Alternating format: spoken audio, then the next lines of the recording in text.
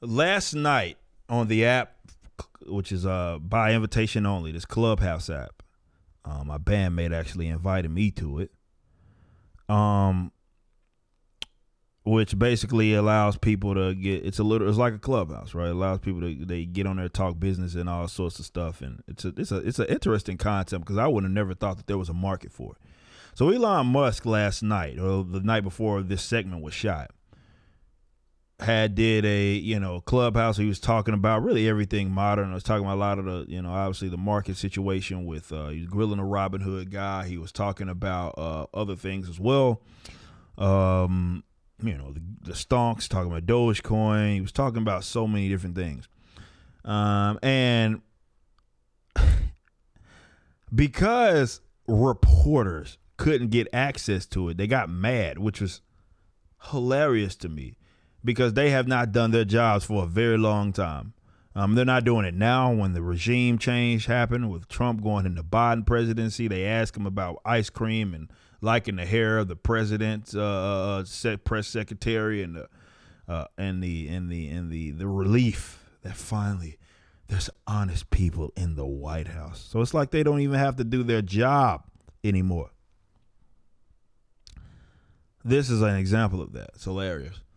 Jessica Lesson says, so Elon Musk tells the world that he will be on Clubhouse tonight, but many reporters can't listen because Mark Andreessen, which is Clubhouse biggest investor, blocks them. Cathedral access denied.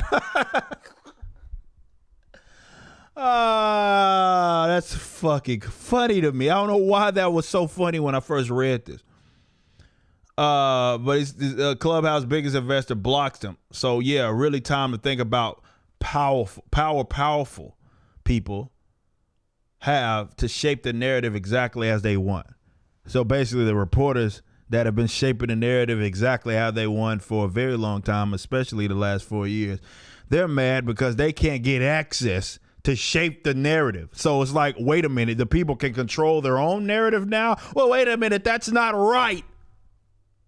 We need to be there to funnel it for them. Remember, CNN, we talked about it's Alex Stamos that was upset about YouTubers, for example, having more of a platform than like CNN daytime news, saying that, well, maybe we should change that. Maybe when it comes to the OANNs and the Foxes and what's the other one? The Newsmax. Maybe they shouldn't be on like the Plutos of the world and getting put on everybody's cable TV.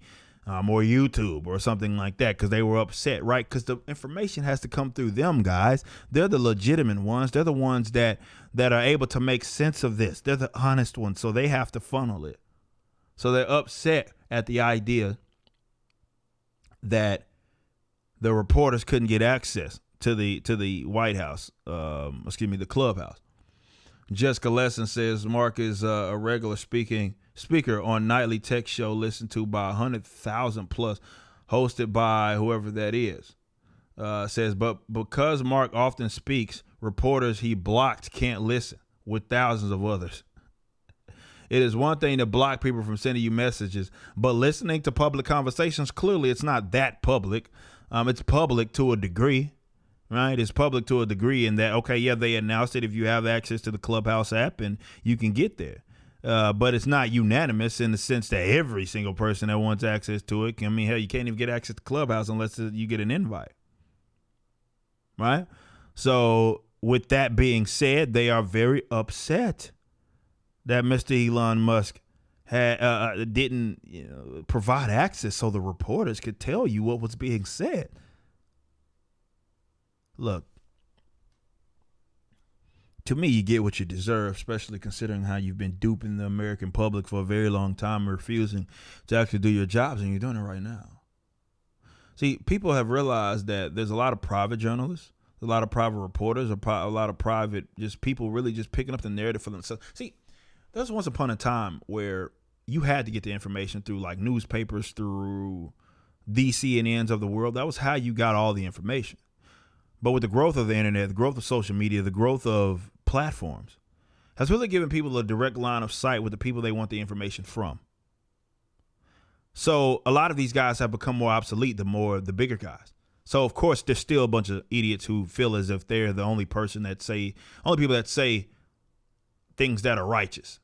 CNN, right? That's the only people. You got to get your information from CNN. It doesn't even happen to some people if it doesn't happen by way of CNN. But those days are behind us. Those days are no longer a thing. Now you can get your information from anywhere. There are more trusted sources that don't maybe have a bigger following, but they're in the trenches. I talk about this ablaze. All of these protests that go down, all of this footage that was happening, who you think was on the ground? All on Elijah Schaffer. Right? They was trying to get access to his footage because they weren't on the ground. Meanwhile, they calling for his head. He's always on the ground getting the best footage. All these protests and riots that are breaking out are on Elijah Schaffer. Works for Blaze. Doesn't work for CNN, any of those guys. He works for us. See, they don't like that.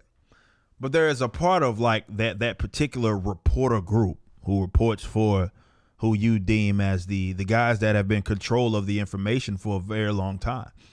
They're losing that grip. Not only are they losing that grip, less people are trusting them. And that's what they're hoping with the Biden administration is that trust can be revamped. And again, there is a block of people, mostly with the authoritarian left, but there's a big block of people who only trust the information if it comes from them anyway. But they're losing their grip. They've lost their grip, and they don't like that. That was why they hated Trump so much, because he demonized a lot of them. Definitely when it came to the mainstream media sources, he demonized a lot of them, and that was just a no-no, right? He's an attack on our American journalists. It's like, no, not necessarily. It's an attack on you, yeah, but not necessarily. So to me, that's a positive thing. I can understand if you are one of the cathedral members who reports on behalf of the cathedral, or maybe even to the cathedral, and you've gotten blocked and you couldn't listen to Elon Musk, who is not only the richest man in the world now, he's also the rich guy that doesn't really play by their rules. In some cases he does, but not like that. He's not like the Apples of the world. He's generally supported things that are antithetical to what it is that they want. I'm not saying that he's like completely anti-establishment. Absolutely not. But he's not like them. You can at least concede that point. Right? So he's a little different. He's not the same, but he's a little different.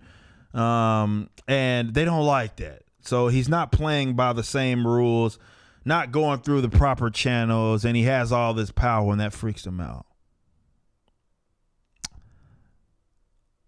But as far as I'm concerned, it's great news. Let people get their information either straight from the source or to other private journals that don't work for the cathedral.